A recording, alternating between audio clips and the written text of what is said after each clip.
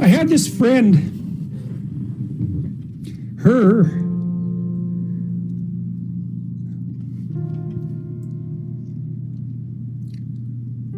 sorry. There's been a lot of depression in our family, so it's a question that cuts close to the bone. Anyways, I had this friend, a friend of my parents, and her granddaughter committed suicide, She was just beating herself up about that. What could have I done? What could have I done differently? This is the problem with suicide. It leaves everybody behind thinking, oh my God, what could have I done? I could have treated the person better. I could have listened. I could have been there. It's like, and she was just beating herself up about this, really feeling that she wasn't a useful person, that she'd failed as a grandmother. She's a really good person, And so I went for a walk with her, and I said, and she's married, and she likes her husband, and he's a really good guy. And I said, look, you're blaming yourself for your granddaughter's suicide. It's like, are you blaming your husband? Are you sitting him down and telling him what a useless bastard he was as a grandfather because his granddaughter committed suicide and how he failed completely? She said, no, I'd never do that. So I said, well, don't do it to yourself. Like, I was thinking the other day, a journalist asked me why people are responding so positively to what I'm saying, the young men, for example, and I thought, why? Yeah, that's a good question. He says, well, I'm actually on their side.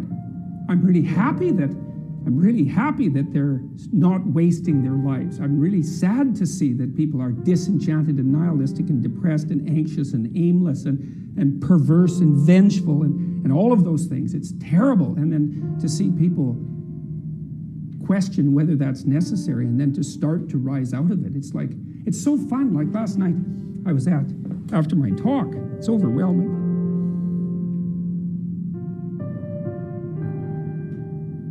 I don't usually think about these things, but I was after my talk last night, and so all these people line up, and they have their 15 seconds with me, and they're kind of tentative. They're excited and attentive when they come up to talk to me, and then they have 15 seconds of time to tell me something. I'm really listening to them, and they're hesitant about whether or not to share the good news about their life, and I think it's often because when people share good news about their life, people don't necessarily respond positively.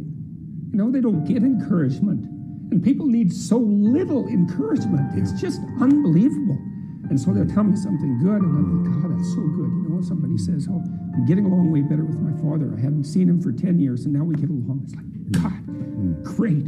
And then the power of that, you can't overstate the power of that for individuals to get their life together. The individual is an unbelievably powerful force, and every single person who gets their act together a little bit has the capacity to spread that around them. It's a chain reaction, and so it's a lovely thing to see. And that's fantastic. I suppose too this has been enhanced by my ill health in recent years, but I always feel that it's a privilege to spend time with my children. And I have some sense of how fast time goes. I've always had a very acute sense of the finitude of existence. And this is a good hint for people who have children, but with regards to your family members at all, is don't take it for granted.